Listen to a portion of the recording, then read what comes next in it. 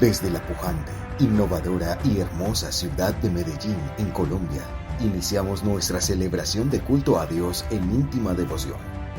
Íntima Devoción es una iglesia que cree, obedece, vive y proclama los efectos transformadores del Evangelio del Señor Jesús.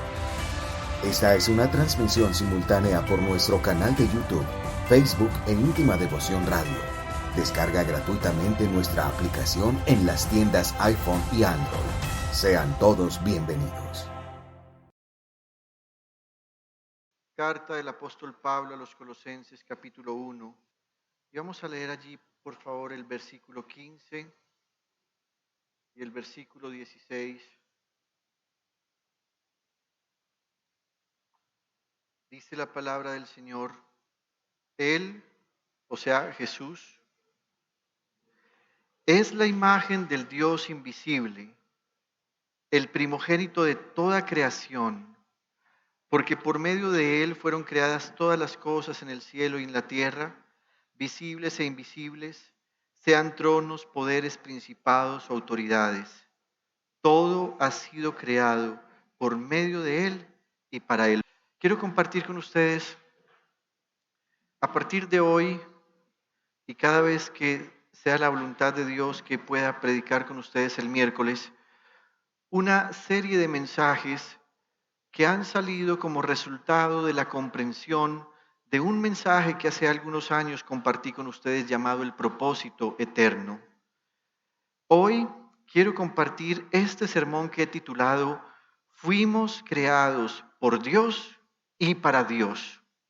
Pero además me gustaría personalizarlo y volverlo directo para ti y decirte, fuiste creado por Dios y para Dios. Hace algunos años tuve la oportunidad de compartir con ustedes un mensaje que titulé El propósito eterno. En ese mensaje pudimos entender varias cosas y quisiera retomar algunas de ellas esta noche para que usted pueda entender por qué existe todo, por qué causa existen las cosas. Dijimos en ese mensaje que la razón por la que todo existe, preste atención a esto, la razón por la que todo existe es porque Dios desea tener un pueblo para Él con el cual compartir su gloria. El sol, la tierra, los astros, todo lo que existe, el ser humano, aquí en la tierra, las montañas, los ríos, los mares, todo existe por una razón. Dios desea tener un pueblo para Él con el cual compartir su gloria. También dijimos en ese mensaje que la Biblia menciona que Dios tiene planes en plural. Dios tiene planes en plural. Así que cualquiera podría decir, Dios tiene un plan para la hermana Liliana, Dios tiene un plan para la hermana Adriana, Dios tiene un plan para Stephanie. Inclusive podríamos decir, mira, querida hermana Liliana, Dios tiene planes para ti. Sin embargo, cuando hablamos del propósito de Dios, la Biblia menciona esto en singular. Dios tiene un solo propósito. Por eso algunas veces nos equivocamos mucho cuando decimos cosas como, no, los propósitos de Dios siempre se cumplen. Y aunque podría eso llegar a ser una verdad, la Biblia muestra que Dios tiene un solo propósito, uno solo, en singular. Lo demás, como ya dije, son planes en plural. También dijimos que el propósito eterno de Dios hizo que Él formara al pueblo de Israel como suyo. La Biblia dice que Dios escogió a Abraham, que de Abraham escogió a Isaac, que de Isaac escogió a Jacob, y de allí se formó el pueblo de Israel, porque Dios dijo, quiero un pueblo que sea mío, y lo llamaré mi primogénito en medio de las naciones de la tierra, y ese pueblo es Israel. Sin embargo, la Biblia también nos dice que cuando Israel rechazó a Dios, Dios terminó de revelar su propósito eterno, abriéndole la puerta a las demás naciones de la tierra para que fueran salvas y así llegaran a ser parte del pueblo de Dios. Hoy en día se han levantado muchos que dicen que Israel ya no es el pueblo de Dios. No es cierto. Israel sigue siendo el pueblo de Dios. Lo que el apóstol Pablo dice es que Dios les cerró a ellos el entendimiento, les cegó los ojos para que al rechazar ellos a Jesucristo como Señor, entonces el Evangelio se predicara en las demás naciones de la tierra y hoy, por ejemplo, nos alcanzara a nosotros para que así pudiésemos ser salvos. También el apóstol Pablo dice que algún día, cuando el último de los gentiles haya sido salvo y haya entrado a esta salvación, Dios quitará el velo del pueblo de Israel y ese día ellos reconocerán que Jesucristo es el verdadero Mesías. El profeta Zacarías dice que Dios inclusive les dará un espíritu de oración y de clamor y que harán lamentación por el que han traspasado. En 15 días, si Dios quiere, el domingo 10 de julio, compartiré un poco más de esto. También vimos que el propósito eterno de Dios ha sido manifestado en la persona de Cristo Jesús como Salvador del día de la ira de Dios. En resumen, y por favor apréndase esto, así no se aprenda lo demás. Cuando a usted le pregunten por qué existe esto y si Dios es real, por qué permite las cosas, quiero que sepa, hay un propósito de Dios. Ese propósito eterno de Dios es salvar un pueblo santo por medio de Cristo Jesús, con el cual compartirá su gloria y su reino. Piense por un momento en usted mismo. ¿Sabe quién es usted ahora? Usted hace parte del pueblo de Dios, que Él mismo salvó por medio de Jesucristo, no por nuestras propias obras, no por medio de múltiples salvadores, sino solo por medio de Jesucristo, por una razón. Dios quiere compartir su gloria y su reino con nosotros. Vamos a mirar rápidamente algunos textos que nos hablan del propósito eterno. Estamos haciendo un resumen. En Isaías 46, versículo 10, dice: yo anuncio el fin desde el principio, desde los tiempos antiguos lo que está por venir. Yo digo, mi propósito se cumplirá y haré todo lo que deseo. ¿Quién está hablando? Dios. Quiero que resaltar allí varias cosas. Primero, Dios habla en singular acerca de su propósito. Dice, mi propósito se cumplirá. Observe que no dice mis propósitos, dice mi propósito. Es uno solo. En Efesios capítulo 3, versículos 10 y 11, Pablo llama a ese propósito el propósito eterno. Y dice, el fin de todo esto es que la sabiduría de Dios en toda su diversidad se dé a conocer ahora por medio de la iglesia a los poderes y autoridades en las regiones celestiales, conforme a su eterno propósito realizado en Cristo Jesús nuestro Señor. Luego, escribiéndole Pablo a Tito, que era el pastor que estaba en una isla llamada Creta, le va a decir cómo ha operado Dios y qué ha hecho Dios para cumplir ese propósito eterno. Dice, en verdad, Dios ha manifestado, mire, ya no solo a Israel, sino a toda la humanidad, su gracia, la cual trae salvación y nos enseña a rechazar la impiedad y las pasiones mundanas. Así podremos vivir en este mundo con justicia, piedad y dominio propio. Quiero resaltar, Pablo ahí no está diciendo que el mundo va a vivir con justicia, piedad y dominio propio. Dice que nosotros, su pueblo, vamos a vivir con esas características en medio de este mundo malvado. Y sigue diciendo, mientras aguardamos la bendita esperanza. ¿Cuál es la bendita esperanza? Dice él, la gloriosa venida de nuestro gran Dios y Salvador Jesucristo. Luego dice, Él se entregó por nosotros para rescatarnos de toda maldad y purificar para sí un pueblo elegido dedicado a hacer el bien. Piense por un instante en esto y a medida que lo piense y lo saboree y lo reflexione, vaya levantando su mano. ¿Cuántos de ustedes saben, sienten y entienden que hoy son el pueblo de Dios? Piénselo, reflexiónelo y después levante su mano. Después que haya levantado su mano, déjela levantadita un minutito y pregúntese, ¿soy yo pueblo de Dios? Pregúnteselo usted, ¿en verdad soy pueblo de Dios? Porque mire lo que está diciendo él. El pueblo de Dios es el que rechaza la impiedad, rechaza las pasiones mundanas, vive en justicia, vive en piedad que es santidad, piedad es santidad, dice, y en dominio propio. Pero además dice, mientras aguardamos la bendita esperanza, es decir, la gloriosa venida de nuestro gran Dios y Salvador Jesucristo. Y ahora vuelvo y le pregunto, ¿vive usted así como pueblo de Dios? Ser pueblo de Dios no es algo que nosotros debamos estar expresando sin reflexionar en todas estas cosas.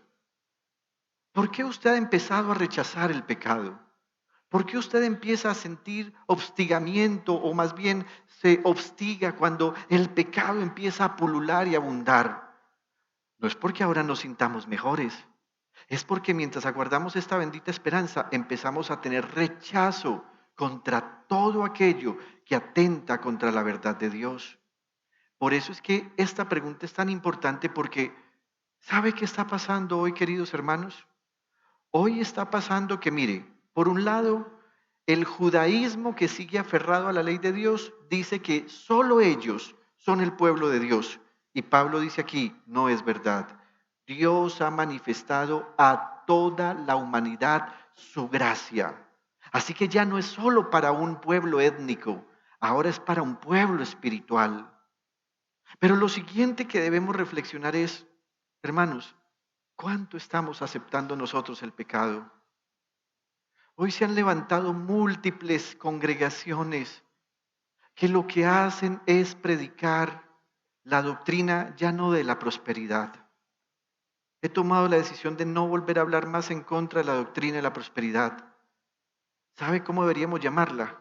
La falsa doctrina de la avaricia, en la que se le dice a la gente que puede confiar en que Dios le dará todo lo que ellos quieran, sin importar cómo vivan. Ni siquiera un padre de familia que Jesús dice que es malo, le da a sus hijos cosas malas cuando sabe que esas no le convienen. Jesús dice, ni siquiera ustedes siendo malos le dan a sus hijos cosas malas o lo que les piden. Pero hoy se está predicando, puedes vivir en tu adulterio, tranquilo, la gracia de Dios te cobija. No es verdad. Puedes ser un homosexual y puedes seguir practicando tu homosexualidad y venir a la iglesia y levantar tus manos en adoración a Dios y Dios te cubre con su gracia. No es verdad, no es verdad. Puedes seguir siendo un narcotraficante. Eso sí, no te olvides de diezmar abundante para que la iglesia tenga las mejores cosas y tranquilo, vamos a orar por ti para que te vaya bien en tus cargamentos. No es verdad, eso no es verdad. Pero también se ha levantado una serie de doctrina que nos llevan a rechazar lo que Dios mismo ha dicho. Por ejemplo, Dios nos ha dicho que si una persona se arrepiente y pide perdón, sin importar lo que esa persona haya hecho, ahora es constituido hijo de Dios. Pero nosotros nos hemos olvidado de eso y hemos empezado a señalar la gente para acercar a nuestra fe a los que amamos y rechazar a aquellos que no hacen parte de lo que nosotros creemos. Hace algunas semanas atrás, y esto a manera de ejemplo, vimos en Colombia una contienda política muy sucia, muy fea, y yo no sé si a usted le pasó que en realidad terminó agotado con todo lo que pasó. Dentro de las iglesias empezaron a levantarse personas a decir, es que Petro es el hombre que nunca debería ser presidente, fue un guerrillero, tiene muertos encima. Y yo me preguntaba, ¿y acaso la doctrina que nosotros predicamos no es la doctrina donde el que se arrepiente haya perdón y si haya perdón haya salvación? Es que muy bueno que acaben con Uribe, Paraco, no sé qué, el pueblo está berraco. Y me preguntaba, ¿y si alguno de ellos dos o los dos vinieran a nuestra celebración de culto, cuál evangelio les predicamos? ¿Qué les diríamos? Le diríamos a los dos, hey, aquí no pueden entrar pecadores, malvados, paracos, guerrilleros.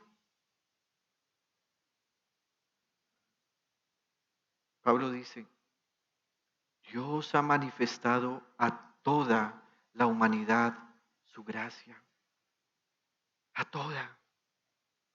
Pero para manifestarla nos enseña a rechazar la impiedad, la maldad, las pasiones mundanas. Ahora bien, eso en cuanto al propósito eterno. Sin importar quién haya sido, cuando alguien recibe a Jesucristo como Señor y Salvador, en ese instante esa persona pasa a ser parte del pueblo santo escogido por Dios. Sin importar lo que haya hecho en el pasado. En medio de nosotros tenemos personas que practicaron la prostitución. En medio de nosotros tenemos personas que en el pasado practicaron el paramilitarismo. En medio de nosotros tenemos personas que practicaron el comunismo, porque el comunismo es una religión más que una ideología. ¿Sabe qué ha pasado? Llegó la salvación. Y al llegar la salvación, Dios les acogió y les perdonó, así como nos ha perdonado a cada uno de nuestros pecados, por una razón. Dios no está pensando en una denominación cristiana. Dios está pensando en un pueblo santificado por la sangre de Jesús, santificado por la obra del Espíritu Santo, porque Dios dice, no es que me sienta mal estando solo. Dios no se siente mal estando solo, pero quiero compartir mi gloria con un pueblo santo que yo he escogido. Para este propósito eterno, Dios ha diseñado planes. Planes para ti, planes para ti, planes para cada uno de nosotros. Que si hoy nos pusiéramos a contar testimonios de lo que Dios ha hecho, inclusive cuando no conocíamos el mensaje del Evangelio, nos damos cuenta que Dios nos venía encaminando por muchos planes.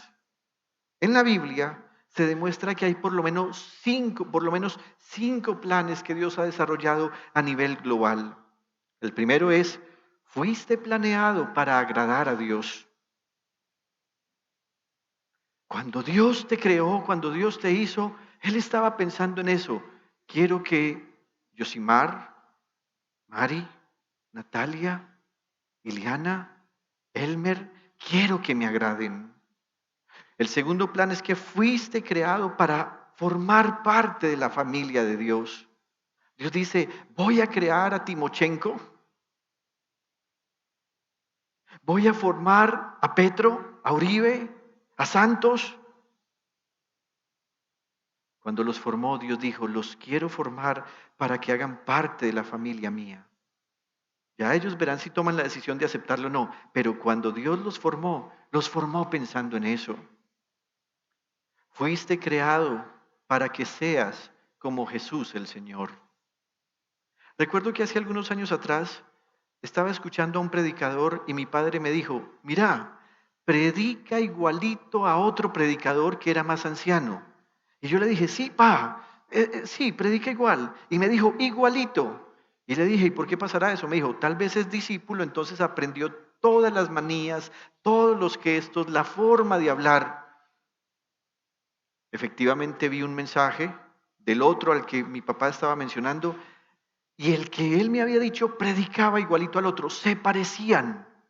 Preguntémonos nosotros, ¿nos parecemos a Jesús? ¿Sabía usted que usted fue creado para parecerse a Jesús, para ser como Él, para hablar como Él, para pensar como Él, para sentir como Él, para actuar como Él? También fuiste creado para servir a Dios. No fuiste creado para que seas un espectador en el mundo. Fuiste creado porque Dios desea tu servicio. Tu servicio implica muchas cosas. Implica tus acciones, tus actitudes, tus conductas, tus deseos. También Dios te creó para que aceptes una misión. Una cosa es recibir un ministerio de parte de Dios, otra cosa es recibir un don, otra cosa es recibir una actividad, pero otra cosa es recibir una misión. Todos los creyentes podemos llegar a recibir estas cuatro cosas. Desde este punto de vista, será muy importante que hoy empecemos a entender que fuiste creado por Dios y para Dios. El propósito de tu vida excede en mucho a tus propios logros, a tu tranquilidad o incluso a tu felicidad. Si usted le pregunta a la gente por qué vive, la gente vive porque desea llegar al momento en que se pensione y dice, el día que me pensione ya estoy tranquilo. Tiene que haber algo más. El propósito y los planes de Dios para ti exceden mucho esos propios logros. De hecho, el propósito y los planes de Dios para ti es mucho más grande que tu familia, más grande que tu carrera, aún más grande que tus sueños y más grande que tus anhelos entusiastas. Pregúntate por un momento, pastor, ¿qué harías con tu vida si esta misma noche Dios te quitara la vida de tu esposa, de tus hijos y de tu nieta? ¿Qué harías? ¿Seguirías sirviendo a Dios? Piense usted por un instante, ¿qué haría usted si esta noche usted perdiera a toda su familia? ¿Sería usted de los que dice, se me acabó la vida? ¿O usted diría, no, el propósito y planes de Dios, a pesar de mi dolor, exceden mucho más a mi propia familia? Si deseas saber por qué te pusieron en este planeta, debes empezar con Dios. Tú naciste por la voluntad de Dios, pero naciste para su propósito. La búsqueda del propósito de vivir ha intrigado a la gente por miles de años. Y esto ocurre porque solemos empezar por un punto de partida errado. Casi siempre pensamos en nosotros mismos. Hay personas que tienen el ego tan elevado que creen que todo fue creado para ellos, pero hay otros que tienen la estima tan por debajo que sienten que son insignificantes en medio del mundo. Cuando empezamos a pensar en el propósito de la vida, pensando en nosotros mismos, nunca hallaremos una respuesta acerca del propósito de Dios. ¿Se ha dado cuenta que la gente pregunta, ¿y por qué me pasa esto a mí? O la gente pregunta, ¿qué quiero ser? ¿Qué debo hacer con mi vida?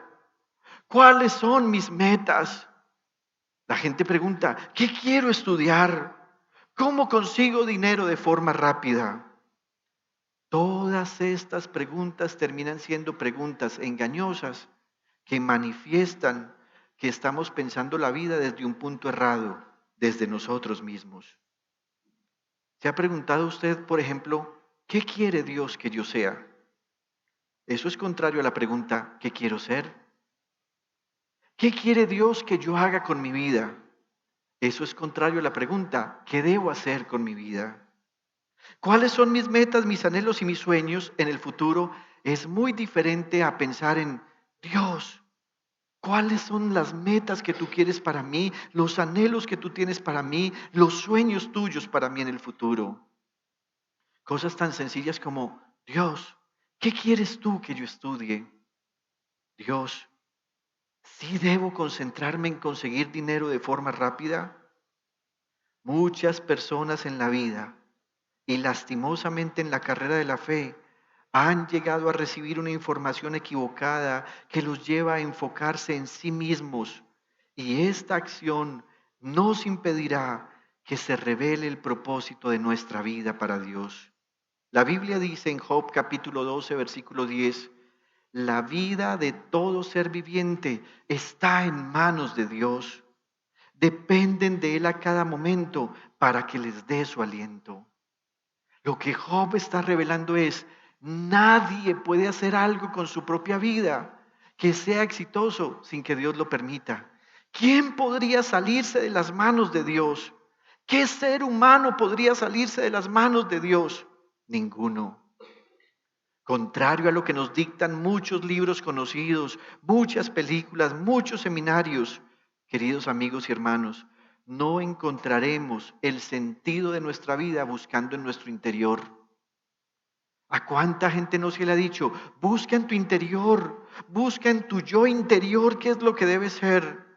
Es muy probable que algunos de ustedes ya lo hayan intentado, pero queridos hermanos, Pensar en el sentido de la vida, buscando en nuestro interior, siempre será equivocado. ¿Por qué?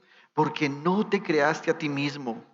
Por lo tanto, no hay manera de que puedas decirte para qué fuiste creado. Hace algunas semanas atrás mi esposa me mostró un invento que ella hizo mientras estaba estudiando en la universidad. Cuando yo lo vi, yo dije, esto parece como una especie de misil, pero vi que era como de propileno o de plástico. Y le dije a ella, muñeca, ¿y esto para qué es? Yo no le encontraba el sentido, no tenía una forma lógica que me dijera para qué podía ser útil. Así que ella sacó unas fotografías donde tenía el manual, tenía el plano y me dijo, esto sirve para esto, esto y esto. Pregunta, ¿sabe quién puede decirnos para qué fuimos creados? Solo aquel que nos creó. Solo Él sabe lo que nosotros somos útiles en sus manos. Solo el inventor, solo el manual de instrucciones podría revelarnos el propósito de un invento. Es por eso que esta noche quiero invitarte a reflexionar en dos cosas que son fundamentales. La primera, fuiste creado por Dios. ¿Cuántas veces no hemos repetido esto? En la doctrina cristiana creemos esto, que Dios es un Dios creador que nos ha hecho a nosotros, pero ¿en verdad lo hemos interiorizado? El apóstol Juan, en el capítulo 1, versículos 1 al 3 de su evangelio dice, en el principio ya existía el verbo y el verbo estaba con Dios y el verbo era Dios. Él estaba con Dios en el principio. Atención al versículo 3. Por medio de Él todas las cosas fueron creadas. Sin Él nada de lo creado llegó a existir. Al meditar en que fuiste creado por Dios, al pensar en esta verdad que nos está diciendo el evangelista Juan, toda incertidumbre, todo dolor, todo rencor, todo trauma o cuestionamiento, tienes que llevarlo a un nivel inferior de importancia en tu vida, al punto que a medida que comprendes que sin importar tu infancia o tu presente, finalmente fue Dios quien te creó. Tal vez tú eres alguien que ha estado emocionalmente afectado porque tus padres no fueron los más cariñosos contigo. Tal vez tú estás emocionalmente afectado porque tuviste que salir a trabajar desde que eras muy niño. Tal vez tú estás emocionalmente afectado porque fuiste rechazado por tu padre porque no naciste con el sexo que él soñaba. Tal vez tú naciste siendo niña y tu padre te rechazó porque quería que fueras un hombrecito o al contrario. Tal vez fuiste rechazado por tu madre porque según ella tú te robaste el corazón de tu padre cuando naciste. Tal vez fuiste despreciado porque eres producto de un embarazo no deseado. Tal vez estás emocionalmente afectado porque tu padre se fue y te abandonó. Tal vez te ha afectado en la vida pensar que tu padre abandonó a tu madre y después que maduró ha venido a pedirte que le ames. ¿Cuántas historias no conocemos en nuestras iglesias de cristianos que sufren porque en su infancia sus padres los abandonaron y luego cuando ya están viejos, decrépitos y enfermos, vienen a que esos hijos que ellos rechazaron los cobijen e inclusive les dicen cosas como, usted no es pues tan cristiano, en la Biblia dice honra a tu padre y a tu madre. Así que empiezan a tener un conflicto por eso. Tal vez cuando tu madre estaba en embarazo, tu padre falleció. Tal vez tú experimentaste que en tu casa hay una marcada preferencia por otros hijos. Tal vez tú naciste en extrema pobreza. Al compararte con otras familias, te has dado cuenta que las de ellos parecen felices. Tal vez naciste y creciste en un hogar disfuncional, donde aunque había una figura paternal, tal vez un hermano mayor era el que mandaba porque llevaba recursos a la casa, o tal vez viviste bajo la influencia del matriarcado y hasta tu papá tenía que someterse a la voluntad de tu mamá. Tal vez tu madre murió cuando eras muy pequeño y ni siquiera sabes lo que es una carencia femenina o una caricia femenina. Tal vez tus padres se separaron Y al hacerlo, repartieron a sus hijos como si fueran muebles. Vea, usted se va con este, y usted se va con este, empaque maletas y nos vamos. Tal vez eres heredero de una familia violenta y agresiva. Inclusive todo esto te ha hecho muy infeliz por ser quien eres. Tal vez eres producto de un abuso sexual. Tal vez tus padres te hicieron en medio de una reconciliación y luego se separaron. Tal vez tu padre estaba ebrio el día que fuiste concebido. Y es posible que ni tu madre sepa quién es tu verdadero padre. Si tú centras tu vida y la reflexión de esta en estas condiciones que tal vez te ha tocado vivir, y si las comparas con otras personas que parecen ser más que tú, quiero decirte, has estado caminando y dando vueltas en un callejón sin salida porque has centrado tu reflexión en las situaciones y no en tu Creador. No puedes llegar a la conclusión de tu existir centrándote en ti mismo. Dios es tu punto de partida. Dios es tu creador. Tú existes tan solo por una razón. Dios desea que existas. No fue que tu mamá fue una irresponsable el día que se acostó con tu papá en medio de una borrachera. No es verdad. Tú existes porque Dios desea que existas. Tú existes porque fuiste creado por Dios y para Dios. Y hasta que lo entiendas, tu vida no tendrá ningún sentido. Solo en Dios encontramos nuestro origen, solo en Dios encontramos nuestra identidad, solo en Dios encontramos nuestro sentido, nuestro propósito, nuestro significado, pero también nuestro rumbo. Como ya dije, otra ruta siempre termina en un callejón sin salida. Hace algunos años atrás, un joven de la iglesia se acercó a decirme, claro, para ti es muy fácil hablar de la familia porque tuviste un papá, tuviste una mamá e inclusive una hermana, pero mi papá fue un ebrio que violentó a mi madre sexualmente y de ahí nací yo, de una noche de borrachera y de abuso sexual. ¿Qué sentido tiene mi vida? Le dije, estás centrando tu existencia y tu vida en esas circunstancias y no en la verdad primordial. Tú ese día no fuiste concebido por ese abuso o por esa ebriedad de tu padre. Tú existes y recibiste la vida porque Dios te creó.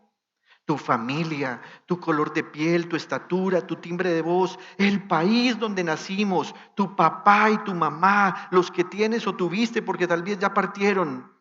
La incapacidad que tú has declarado sobre tu vida, tus gustos, tu temperamento, lo fuerte o débil que seas, tus miedos, tus fracasos, tus frustraciones, todo ello no son el origen de tu vida. Algunas veces la gente te etiqueta así, ve al mal geniado, ve al mal nacido, ve al hijo de mala madre, allá va el negro, ve al gordo, vean las risitas. Nada de esas etiquetas son tu vida. Tú fuiste creado por Dios, lo repito, y ese es tu punto de partida. Muchas veces tú has leído y has escuchado un texto bíblico que constantemente repetimos en cada una de nuestras conferencias, sermones, predicaciones, enseñanzas y discipulados. Y que muchas veces creemos que es solo letra que está muerta y no hemos asumido para nosotros. El Salmo 139, versículos 13 al 15, debería ser un texto del cual nos apropiáramos todos los días de nuestra vida para decirle al Señor, Dios mío, tú fuiste quien me formó en el vientre de mi madre. Tú fuiste quien formó cada parte de mi cuerpo. Soy una creación maravillosa y por eso te doy gracias. Todo lo que haces es maravilloso. De eso estoy bien seguro. ¿Sabe? En ocasiones levantamos cánticos en nuestros cultos donde decimos, Dios, tú haces grandes maravillas, maravilloso es. Pero luego decimos de nosotros mismos, "Ja, yo feo, horrible, soy lo peor. ¿Quién se va a fijar en un gordo mafafo como yo? Es que a los gordos los quiere sino la mamá. Pocas veces nos apropiamos de estos textos y aunque le decimos a Dios con el cántico que hace maravillas, nosotros mismos nos degradamos y no reconocemos quiénes somos ante Él. Versículo 15. Tú viste cuando mi cuerpo fue cobrando forma. Fue tan lindo ver cómo nacía o cómo se formaba Victoria. No de manera directa, pero hoy hay aplicaciones que te muestran cómo se van formando los deditos, cómo van haciendo el cabello, cómo la piel se va engrosando, cuándo se ponen cachetoncitos, cuándo la nariz tiene forma. Yo veía cada semana los cambios que el feto iba teniendo. ¿Sabe algo, hermanos? Dios no lo ve de manera virtual. Dios vio todo lo que ocurrió contigo cuando estabas en el vientre de tu mamá. Dios te veía mientras nacían tus uñitas. Dios te veía cuando sonreías en el vientre y nadie más lo veía. Dios vio el día que diste tu primera patadita. Dios sabía desde el principio cómo sería tu cabello. Y dice, tú viste cuando mi cuerpo fue cobrando forma en las profundidades de la tierra. Aún no había vivido un solo día cuando tú ya habías decidido cuánto tiempo viviría. Y dice, lo habías anotado en tu libro. Queridos hermanos en la fe, ¿cuándo vamos a aprender que no somos un accidente? Nuestro nacimiento no fue un error o infortunio. Nuestra vida no es una casualidad de la naturaleza. Usted dirá, pastor, es que mis padres no me planificaron. Quiero decirte, si tus padres no te planificaron, Dios sí lo hizo. A Dios no le sorprendió tu nacimiento. Puede ser que tu madre, cuando se dio cuenta que estabas en embarazo, dijo, ay no, yo no estoy preparada para esto. Sin embargo, Dios ya estaba preparado para que en todo lo que tú hicieras en la vida fuese anotado en su libro y ocurriera tal como Él había determinado. Es más, querido hermano, Dios estaba esperando el día de tu nacimiento. Mucho antes de que fueras concebido por tus papás, fuiste diseñado en la mente de Dios. Dios pensó en ti primero que cualquier persona en la historia. Tú no eres producto del destino, ni de la casualidad, ni de la suerte, ni tampoco de una coincidencia. Tú estás respirando porque Dios lo quiso. Tienes vida porque Dios quiso crearte. En Isaías capítulo 44, versículo Dios, el Señor dice, yo soy tu Dios, soy tu creador. Yo te formé desde antes que nacieras y vengo en tu ayuda. Hay una versión hebrea antigua que dice, desde que estabas en el vientre te estoy ayudando. Y luego Dios dice, no tengas miedo, querido pueblo mío, tú eres mi fiel servidor, tú eres mi elegido. Aún más impresionante es el hecho que Dios decidió cómo nacerías. El día que mi pequeña Victoria nació, me permitieron entrar a la sala de parto. Les confieso que estaba muy nervioso de pensar varias cosas. Primero, la cesárea de mi esposa. Es una cirugía que complicaba un poco más la situación. Segundo, un hermano muy querido nuestro 2 días antes nos había dicho por cesárea. ¿Cómo les parece que vi un videíto donde cuando hacen el corte le dañan la carita al bebé? Y entonces yo estaba traumatizado.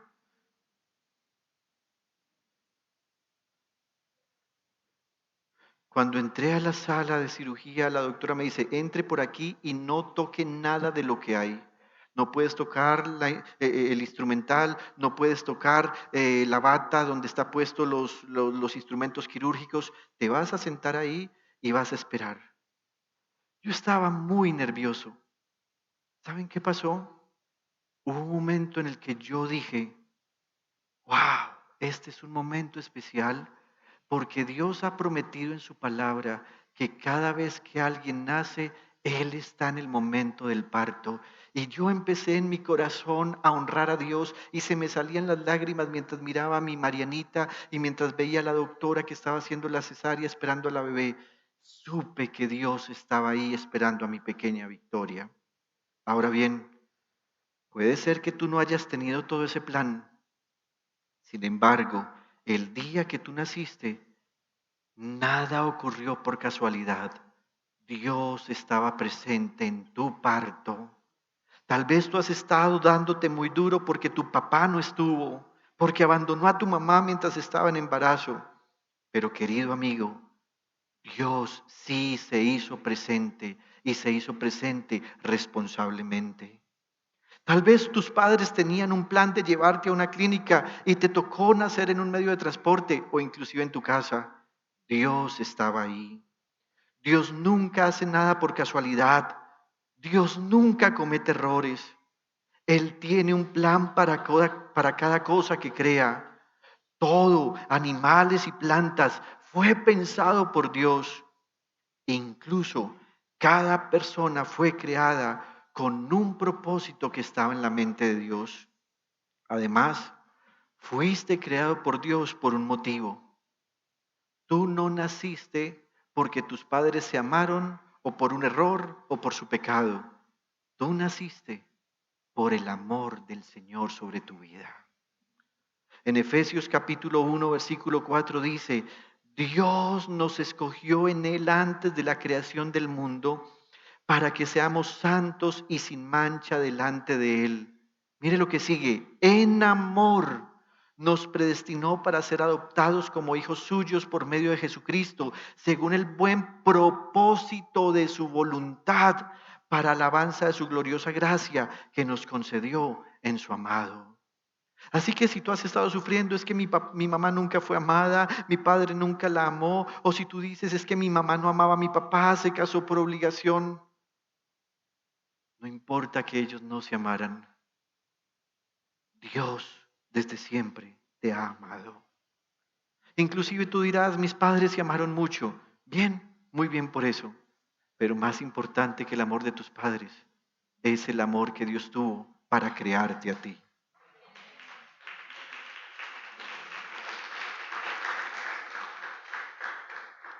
¿Por qué hizo Dios todo esto?